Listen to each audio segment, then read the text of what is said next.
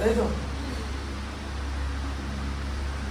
23, 30, 57 এবং 78 এর প্রত্যেকটি থেকে কত বিয়োগ করলে বিয়োগফলগুলি সমানুপাতি হবে? 57, 78।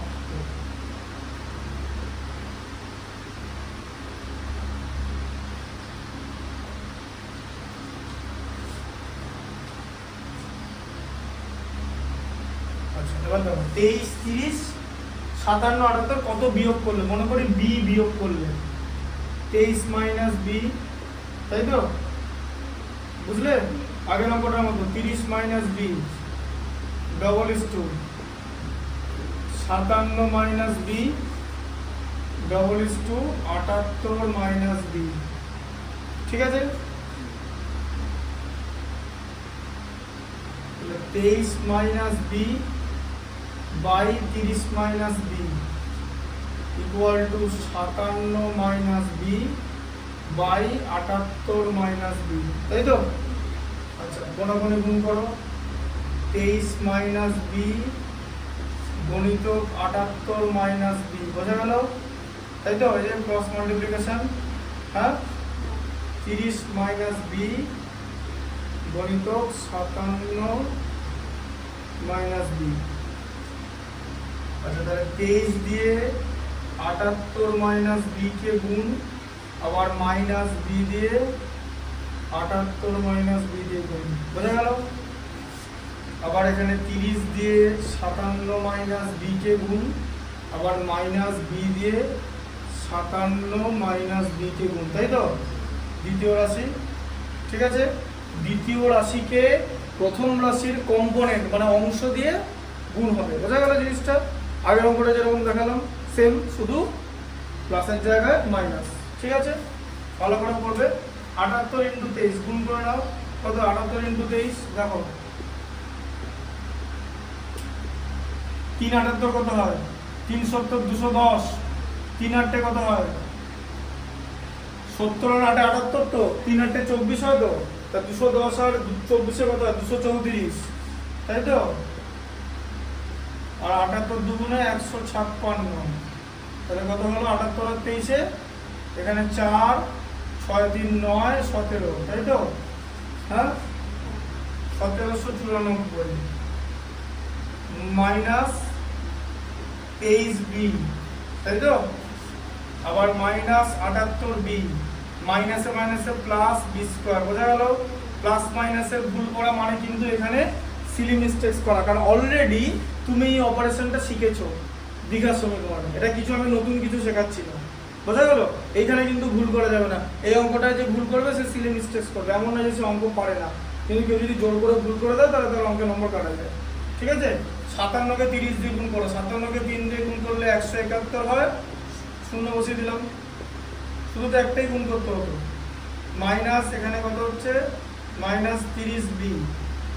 আচ্ছা আবার এখানে minus 57 B plus B square, তাই তো? এই প্লাস বি স্কোয়ার কেটে গেল, দুদিকে সেম জিনিস থাকছে। ঠিক আছে? আচ্ছা এখানে তাহলে কত থাকছে? 1794 মাইনাস 101 বি, তাই তো? দুটো মাইনাস তো বড় মাইনাস হবে। হ্যাঁ, মাইনাস 23 মাইনাস 78 আছে তো, 78 আর 23 যোগ করলে 101 হয়, সাইন মাইনাসই থাকবে, দুখানা বড় মাইনাস মানে বড় মাইনাস, বোঝা গেল? মনে রাখবে, দুটো ছোট মাইনাস মানে বড় মাইনাস, এরকম করে করবে। আমাদের স্যার এভাবে শেখাতো যে ছোট মাইনাস মানে বড় মাইনাস।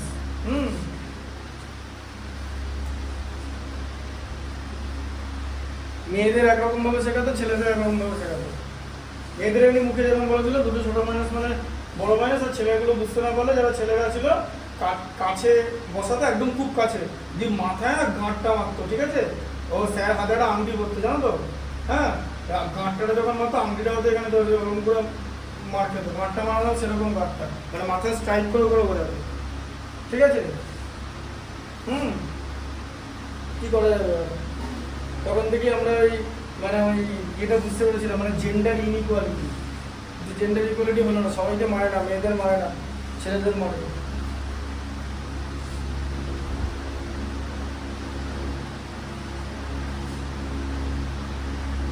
দেখো এটা কথা হচ্ছে মাইনাস 87, তাই তো? এই যে 57 30 87 ছোট মাইনাস আছে দুটো, বড় মাইনাস হয়ে গেল, বোঝা গেল? আচ্ছা এরপর আমরা কি করব, এদিকে দেখো -101b এটা এদিকে ছিল, -87 এটা ডান দিকে, +87b হয়ে গেল, b গুলো বাঁ দিকে চলে গেল, তাই তো? আর 1710 ডান দিকে ছিল, এইটা তো প্লাস ছিল, এটা মাইনাস চলে আসবে, তাই তো? হ্যাঁ আচ্ছা, তাহলে এখানে কত হচ্ছে বলো, -101 +87, সাইন কি হবে? মাইনাস হবে। প্লাসে মাইনাসে মাইনাস না, বড় সংখ্যা আছে বলে বড় সংখ্যার গায়ে মাইনাস আছে বলে মাইনাস বসবে, দিয়ে 101 থেকে 87 বিয়োগ হবে, 87 আর 14 101, এখানে কিন্তু ভুল করবে না, ভুল করলে মিলবে না আবার কি, হ্যাঁ এটা কত হবে, মাইনাস বসবে তো, বড় সংখ্যার গায়ে মাইনাস আছে, মাইনাস করলে 84, ঠিক আছে? আচ্ছা মাইনাস মাইনাস কেটে দাও, তাহলে b ইকুয়াল টু কত, 84/14 মানে হচ্ছে 6, ঠিক আছে? তাহলে 6 বিয়োগ করলে, 6 বিয়োগ করে দাও, 23 থেকে 17 বিয়োগ করলে, 23 থেকে 6 বিয়োগ করলে 17, আচ্ছা ওখান থেকে 30 থেকে 6 বিয়োগ করলে 24, আচ্ছা 57 থেকে 6 বিয়োগ করলে 51, ঠিক আছে? 78 থেকে 6 বিয়োগ করলে 72, মিলে যাচ্ছে তো? 3 দিয়ে ভাগ করলে 17, 3 দিয়ে ভাগ করলে 24, মিলে গেল ডান দিক বাঁ দিক, ঠিক আছে? তাহলে 6 বিয়োগ করলে সমানুপাতে থাকবে, বুঝতে পারলে? হ্যাঁ দাঁড়াও 1 সেকেন্ড, আরেকটা করে নাও, আরেকটি বাকি আছে তো, একটু দাঁড়াও, একটাই ঠিক তো, দুটো ছোট, দেখো কি আছে, পি কিউ আর এস প্রত্যেকটা থেকে কত বিয়োগ করলে বিয়োগফল সমানুপাতে হবে, কি করবে প্রতিটা থেকে, তাহলে এখানে কি লেখা আছে, পি কিউ আর এস, ঠিক আছে? চ্যাপ্টারের লাস্ট অঙ্ক এটা, মানে এই এক্সারসাইজের লাস্ট অঙ্ক, একটু প্রত্যেকটা থেকে কত বিয়োগ করলে, পি কিউ আর এস লেখা আছে তো, কত ধরবে, কি ধরবে বলো, এ ধরবে, এই ধরে নাও, আচ্ছা p minus a is to q minus a equal to, equal sign একবারে দিয়ে দিলাম, ঠিক আছে? r minus a is to s minus a, is to দেবো, ওটা আবার ইনটু দিয়ে দিও না, বোঝা গেল? তাহলে p minus a by q minus a equal to r minus a by s minus a, ঠিক আছে? কি করতে হবে, ক্রস মাল্টিপ্লিকেশন, এই যে p minus a into s minus a equal two q minus a into r minus a, তাই তো?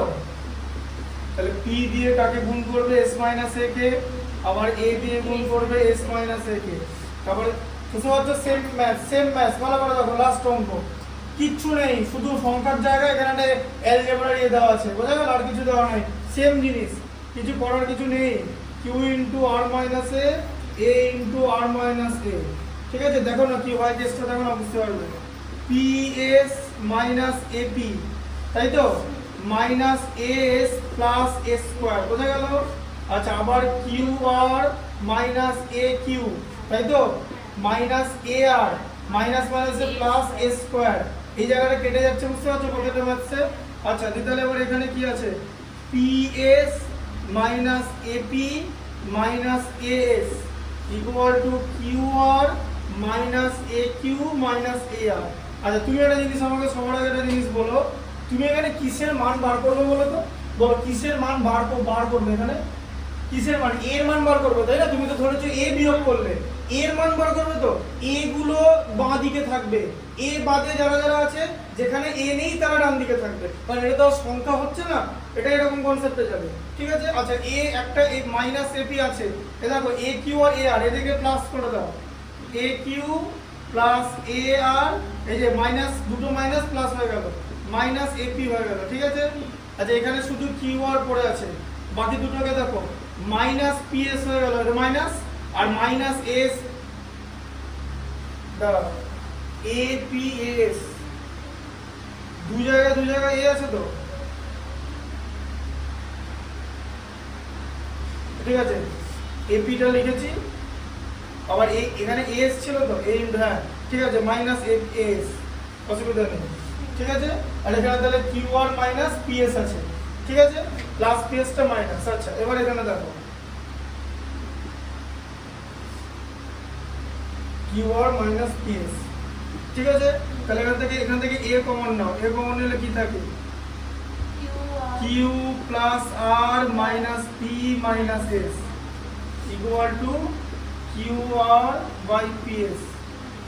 Second by ওটাই আছে তো, হ্যাঁ ঠিক আছে, Q plus R P minus S. হ্যাঁ দেখো হয়ে গেল তো, এ ইকুয়াল টু কিউ হয়ে যাবে Q R minus P S by পুরোটা নিচে চলে আসবে Q plus R minus P minus S. বুঝলো? এটা বিয়োগ করবে ঠিক তো, হ্যাঁ অ্যান্সার লিখতে হবে অতএব দিয়ে যে এটা বিয়োগ করলে এরা সমানুপাতিক হবে। বুঝলে কনসেপ্টটা? ভালো করে দেখবে দিকটা, যে তোমার ছটা আছে, দেখবে কোথায় এ আছে, A P A S, A Q A R, A Q A আরটা দিকে নিয়ে গেলাম প্লাস করে, minus A P minus A S থাকলো, এ কমন নিয়ে কিউ আর পি এস। ঠিক আছে, বোঝা গেল? পরপর সাইনগুলো যেন ভুল না হয়, এখানে মাইনাস সাইন আছে, ঠিক আছে? তাই দুখানে মাইনাস, দুটো মাইনাস আছে বলে এখানেও দুটো মাইনাস হলো। আবার এই পুরো জিনিসটা নিচে চলে আসবে। চোখ খুব ইম্পর্টেন্ট ম্যাথামেটিক্স করার সময়, চোখ অন্যদিকে সরবে না। যদি জানার বাইরে একটা গাছ থাকে, গাছে পাখি বসছে কিনা, বা ও কি করছে, কে জল খাচ্ছে, কে মুখ মুছছে, ওসব দেখলে হবে না, তুমি ম্যাথের দিকে ফোকাস করবে। ঠিক আছে? আচ্ছা, আর ওটা আমি লিঙ্ক বলে দিচ্ছি, আর ওটা তো তোমাকে বলে দিলাম, ওটা টুকে নেবে, তোর ওটা কাজ মিটে গেল। আর বুঝিয়ে তো সব দিয়েছি, ভিডিও কল লিঙ্কটা, ওটা তো পিডিএফ এর তো নাম্বারগুলো তোমাকে বলে দিলাম। না, ভেদের যে এটা, ওইটার ভিডিওটা, মানে ভিডিওতে, মানে ভেদের যে ভিডিওটা করেছে সেটাও পাচ্ছে না, তো সেটা আচ্ছা, মানে অঙ্কগুলো যেখানে বোঝানো আছে। ও আচ্ছা, মানে ভ্যারিয়েশন লিখলেই পেয়ে যাবে, ভেদ মানে ভ্যারিয়েশন। পেছনের দিকগুলো সার্চ করবে, ওগুলো তো লাস্টে বুঝিয়েছি না? ঠিক আছে, পেছনের দিকগুলো সার্চ করবে। আমি এখন চা খেতে যাবো, আমি এখন দেখে দিচ্ছি, এখনই বলে দিচ্ছি। ঠিক আছে, আমাকে তো ফাস্ট ফরওয়ার্ড করে করে দেখতে হবে। হ্যাঁ হ্যাঁ,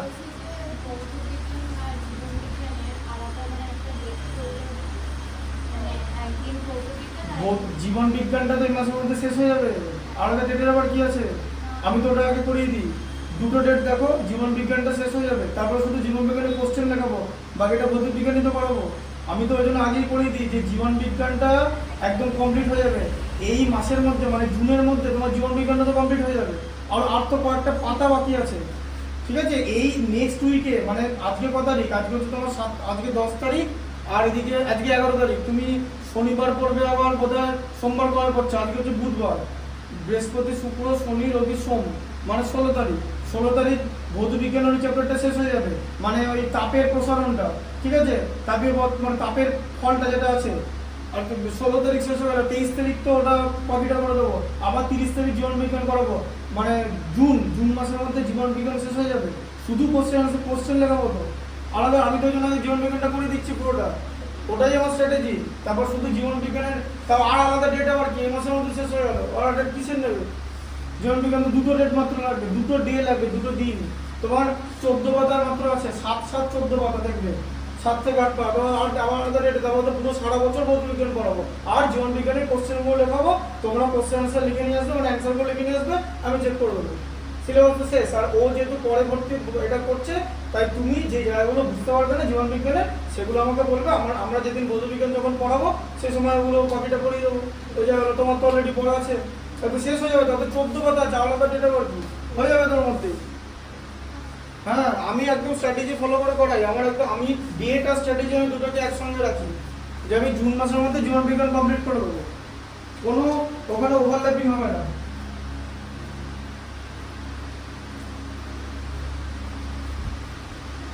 তোমার টেস্টের অনেক আগে ভৌত বিজ্ঞান শেষ হয়ে যাবে, কারণ পরমাণুর যে চ্যাপ্টারটা